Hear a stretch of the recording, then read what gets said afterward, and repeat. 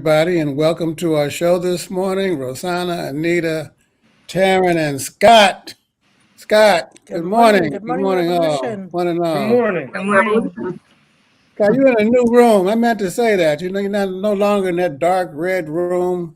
You got a new Yeah, background. no, I switched offices with Corey. That's well. Oh, So poor Corey. we have to we have to do something about that. Well, we have a, very wonderful and interesting show this morning. We are talking the attempt to persuade the president of these United States to use his immense political power and to issue executive orders. We're going to be talking about the war in Ukraine and the President Zelensky's joint speech at the joint session of Congress the other day. We're talking inflation and the Fed raising interest rates. And then at the end of the day, last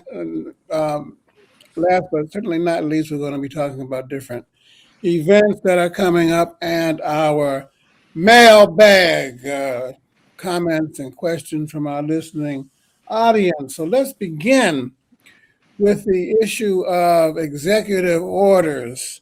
Look, the problem is the Congress is all tied up in knots. 50-50 in the Senate, Manchin and Simmons are blocking everything, and progressives, Democrats with a small d and big D, and some center forces in the Democratic Party are calling on Mr. Biden to issue a number of executive orders to get the agenda passed on issues like the student debt, on issues like voting rights, on a whole bunch of different things. But he's hesitating. Scott, your homeboy is hesitating. Why don't you go knock on his door and say, "Yo, yeah, Joe"? I'll take it up with him. When we meet for our Friday evening beers this week. That's a joke. I don't. Anyway, whatever. No, it's a ridiculous situation. Ridiculous and horrifying, I guess. And I think we should really point out that this is not kind of an aberration. This is how, in the eyes of the ruling class, this is how capitalist democracy is supposed to work. The function is to harmonize between the different interests within the ruling class, and not, certainly not to advance the agenda of the people.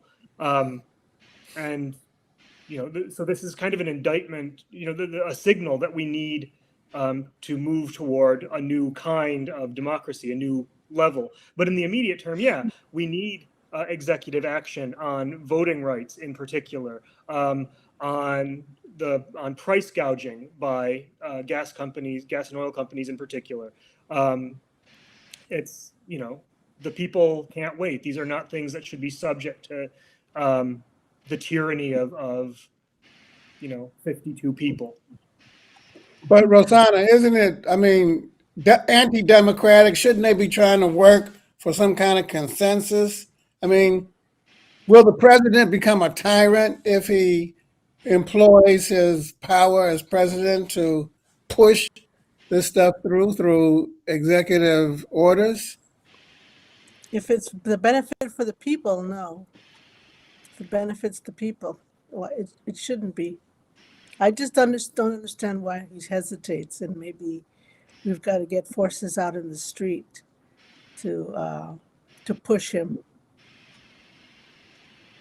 Anita, if you had a choice of the top 3 executive orders, top 3 legislative issues that you would, pull Mr. Biden's coat, he's your confidant, and you say, "Joe, this is what I want you to do," what would they be? Top 3. Okay. Well, I did look over the list that the Congressional Progressive Caucus has come up with, and they had like 55 different recommendations in 10 broad areas. So I think that student debt, we have to take care of that. That would be one of them. I think labor rights is on that list, and I think increasing labor rights and the rights to organize in the workplace, I think will have good effect going forward with a lot of things. And then the climate crisis ones, I think, would be the third thing. But there's so many things, and I think now, like Rosanna said, now is the time to get some street pressure going, or pressure in any way going to our to the White House in particular to get this agenda passed. So you said student debt, climate crisis, and what was the other one? Labor rights. Labor rights. But what about voting rights, Taryn? I mean, isn't that the key issue? Because if you don't pass the John Lewis voting rights bill, if you don't stop voter suppression on the part of the Republican right, I mean, you're going to be back in this situation 2, 4, 6 years down the road. Am I right or wrong? Yeah, no, I think that voting rights is really important. I think that passing the Voting Rights Act, I think passing the PRO Act, and then I would throw in to defund the Pentagon or take some of the money that's being floated to Ukraine and put that back into COVID care in the United States, because I know that they just backed out on paying for certain things that they used to pay for. That's what I would do, because I guess with the Voting Rights Act and the PRO Act, you can sort of set up for the future. If you don't have a strong labor movement, and if you don't have, the ability to change things in your society democratically, then I think that hampers a lot of efforts going forward. Taryn mentioned the war in the Ukraine. Mr. Zelensky, the president of Ukraine, just gave a speech the other day before the joint session of Congress. Mr. Biden replied with a long list of everything that we're doing, that they're doing, because they ain't done none of it.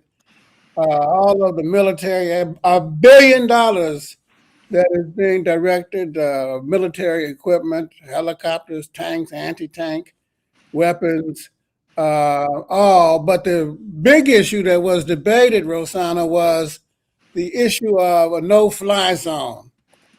They don't want the Russians to command the skies, and therefore they're asking the United States and Europe, U.S. and NATO to put up basically to say, if you fly in Ukrainian airspace, we'll shoot your ass down. Excuse my language, but that's what they're saying. Do you support that?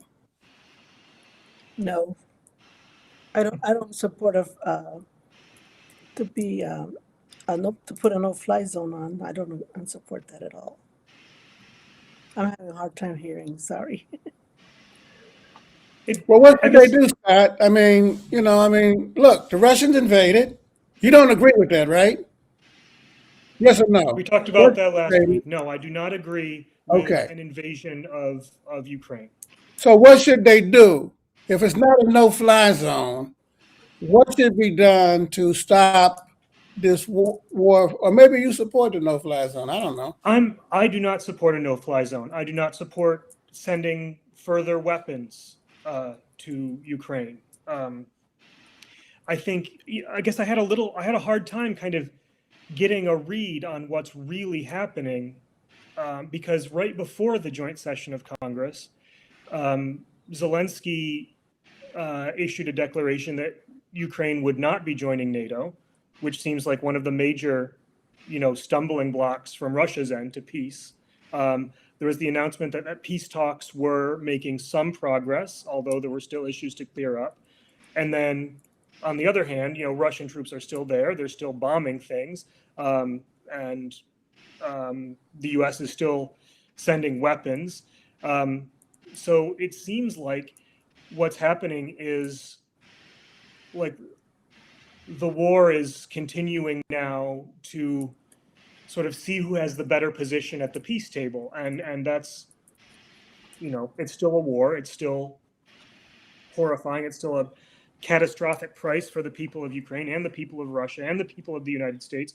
So I think your response last week, Joe, was our demand needs to be stop sending weapons to Ukraine. And I think that's exactly the right demand. That is the way in this country that we can work for peace.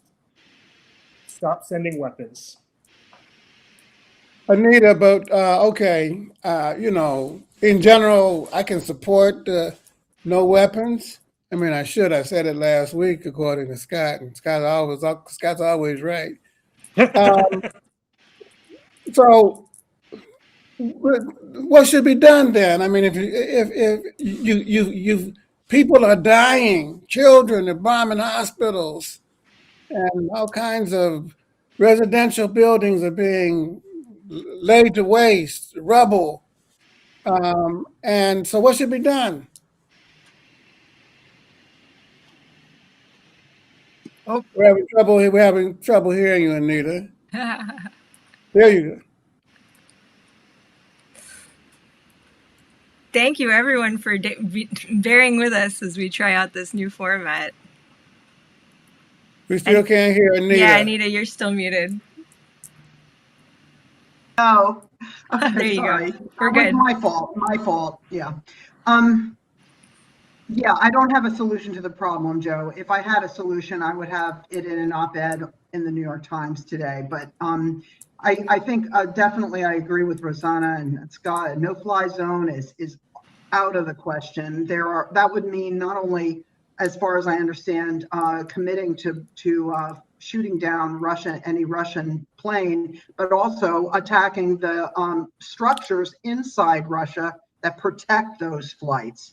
So it would be declaring war on Russia, and nobody wants that. And Zelensky, I thought his speech was very, you know, I want to like him. I mean, I think he's a very charismatic person, but I wish he didn't want it. I wish he wasn't constantly going for more and more. I think I think he's trying also to get a better spot at the diplomatic table, peace table, when the time comes, just like Scott said.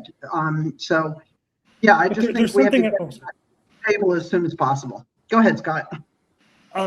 Yeah, you know, when I think I've said this before, but when Zelensky was elected in 2019, it was in some sense a break with the government that came before. You know, he was a political newcomer. He won with a wide margin of the parties that were allowed to participate, you know, the Communist Party having been banned. But the major plank, this major promise was peace with Russia, ending the hostility centered on the People's Republics. And people responded to that. And there was a beginning of peace. There were actual material steps. There were meetings with Russia. There was the promise of a $25 billion a year deal to transit Russian gas through Ukraine. There was a joint project undertaken. So things were advancing. And then I looked recently at the coverage in the US kind of bourgeois media, sort of stuff from, like, you know, the Brookings Institute and places like that, the centrist, you know, respectable, whatever. And their response to these steps towards peace seem to have been kind of panic. We need to make sure Ukraine does not fall into Russia's orbit. We need to bring it into the orbit of the West. We need to make sure it stands with Europe. So again, it's you know, this war is not a one-sided thing. It's not, you know, Russia attacking Ukraine because he hates the West, whatever that is. It's the ruling classes of the United States and Europe were very actively stirring up any anti-Russian sentiment they could in Ukraine to derail the progress toward peace that was being made in 2019. So, and I think that's important to keep in mind. So you're saying that the West kind of provoked, they kind of laid a trap, they kind of laid the bait, and Putin took it. And yes, and here's a question and Putin is a criminal. That we got from our listening audience.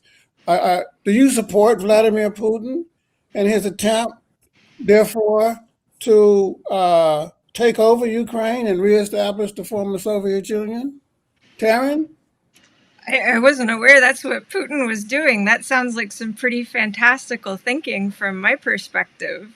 I don't think that's what it is that's going on. I don't think that Russia is trying to reestablish the Soviet Union, because if that were the case, I mean, that was a completely different process, first and foremost, right? These were countries that had become liberated and they wanted to join the Soviet Union. And also, the Soviet Union was run by communists, and Vladimir Putin is not a communist. The Russian government is not a communist government. So that's just a really kind of confusing question. That person needs to like go outside and read a newspaper or something. More like he's trying to reestablish the old Tsarist empire, where the Russian nation dominated 112 other nations. And, and it was my way or the highway kind of a thing. And so we would agree that that's not Putin. So the answer to the question is no, no, 1,000 times no. Let's move the agenda, if we might, back to things that are taking place in our country, like the cost of living is going up, up, up. And the Fed, and I'm going to direct this question to Taryn, the Fed, the Federal Reserve, increased the interest rates. And they expect to do it, I think, 5 or 6 more times during the course of the year as an anti-inflationary measure. So 2 questions. A, what is the Fed? And B, how will this effort to increase how much are paid for loans, I guess that's what's happening, how will that lower inflation, or will it? So the Fed's job is supposed to be overseeing like the monetary supply, among other things related to US currency. It's not an elected part of our government. I would put it really close to the state, but it's technically not a public institution. What the Fed does is decide what the interest rate is going to be on money that the US basically lends out from the public kitty. So if the interest rates right now are at 1% and they decide that they're going to increase interest rates by 0.25%, then that means that all of the rest of the banks and credit card companies and mortgage agencies and everything else have to raise their interest rates as well. And that means, so the reason why this is considered to be an attempt to deal with inflation is because bourgeois economists will see inflation as being too much money floating around in the money supply, right? And so there's really a couple different ways that you can try and bring in money from the money supply, meaning that everyone's walking around with all that stimulus money in their pockets and that people have been fighting for higher wages. And, this is money that's in their pockets. And the Fed is saying that this is what's causing inflation, right? And not greedy corporations that want to raise prices to try and recoup the losses of what they've been forced to pay over to workers during the pandemic. And so the Fed's way of trying to bring money out of the money supply is to hurt the working class, basically, to make it so that we will have to pay more on our debts.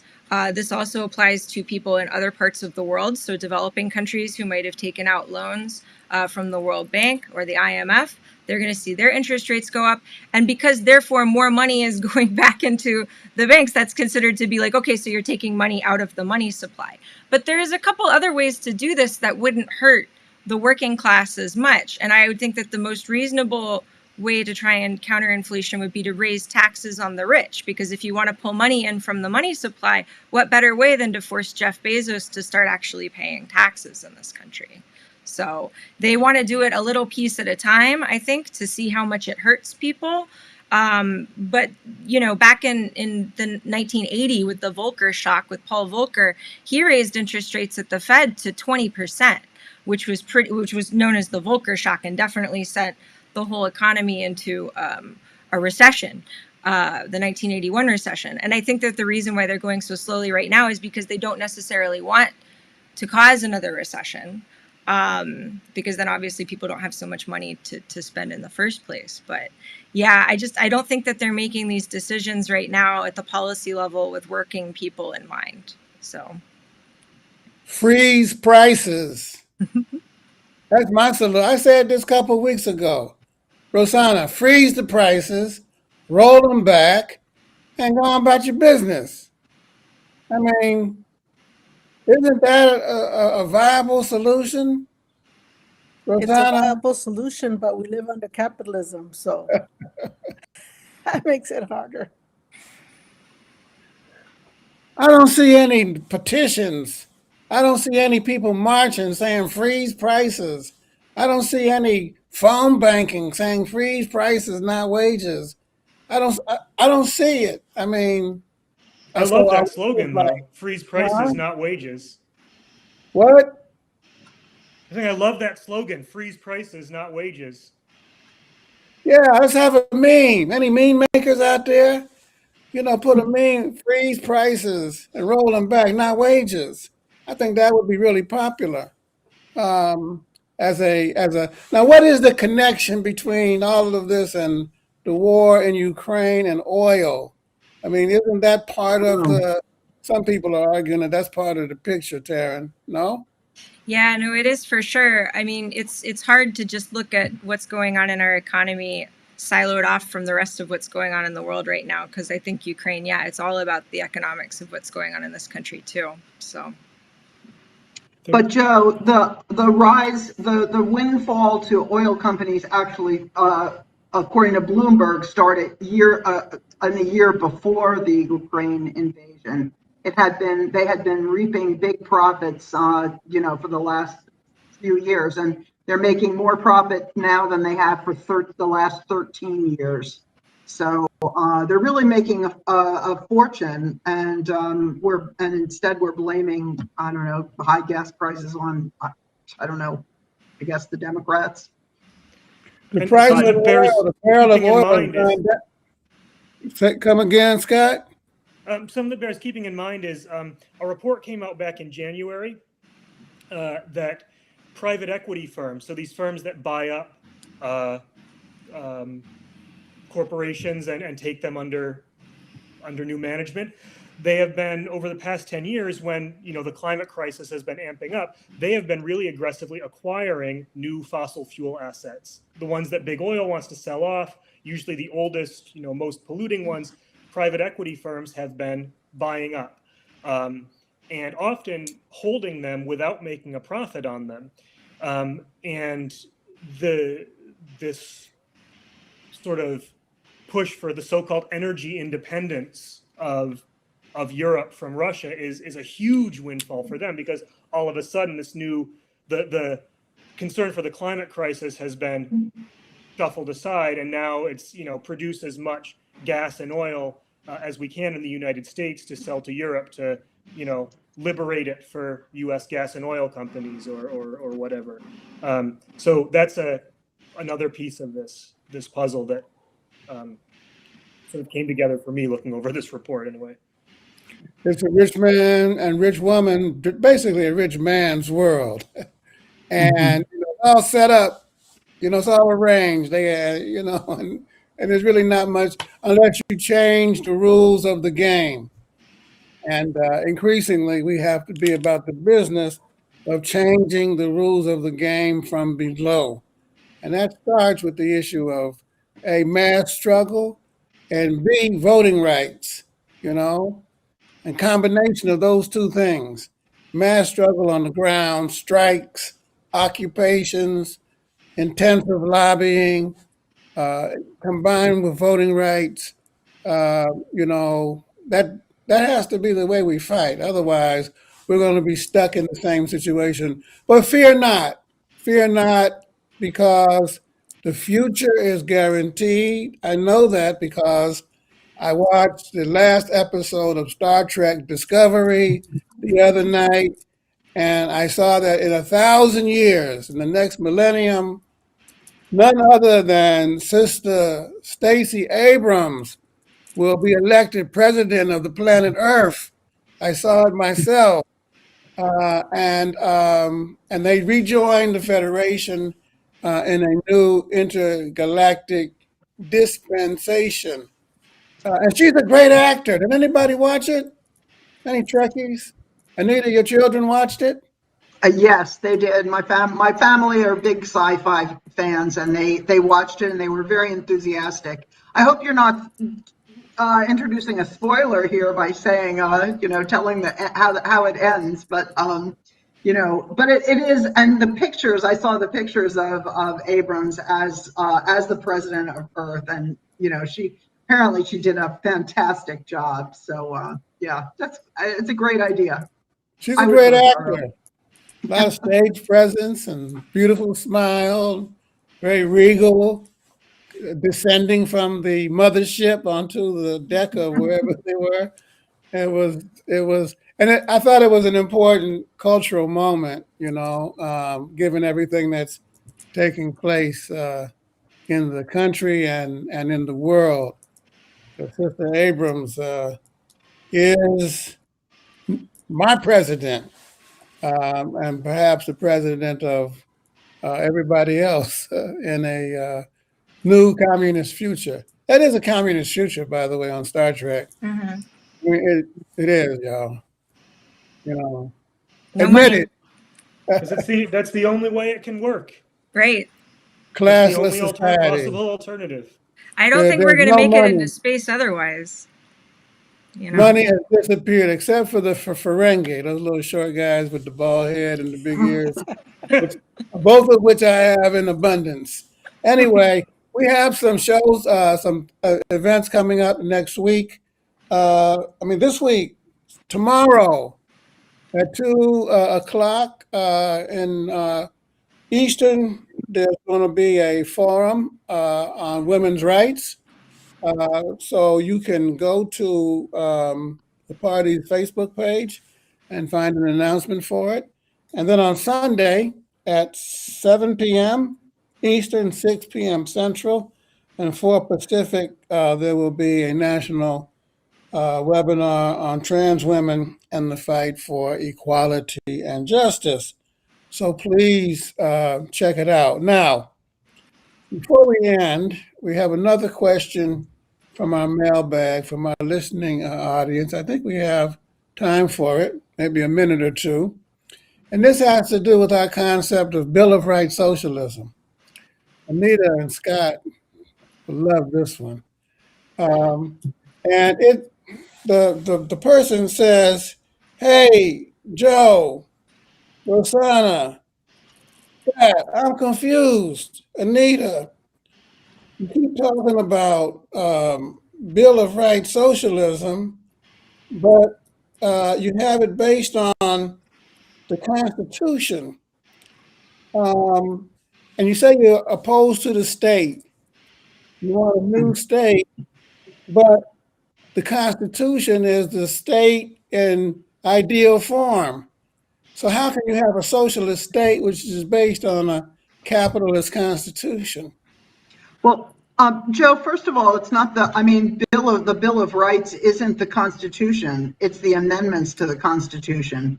And I think what we convey with Bill of Rights socialism in our party is that we recognize that we're working on socialism in a very within the context of American culture and U.S. culture in particular. And I think that especially at a time in the latter half of last century when people were really in fear of and propagandized to about rights, individual rights, I think we wanted to emphasize that we're not for taking away people's rights. So we're for people's freedoms, and that is completely compatible and really works perfectly well with socialism. So I don't think we're not adopting the U.S. Constitution hook, line, and sinker, but we are adapting, or we would take and use those elements of it that really support working class power.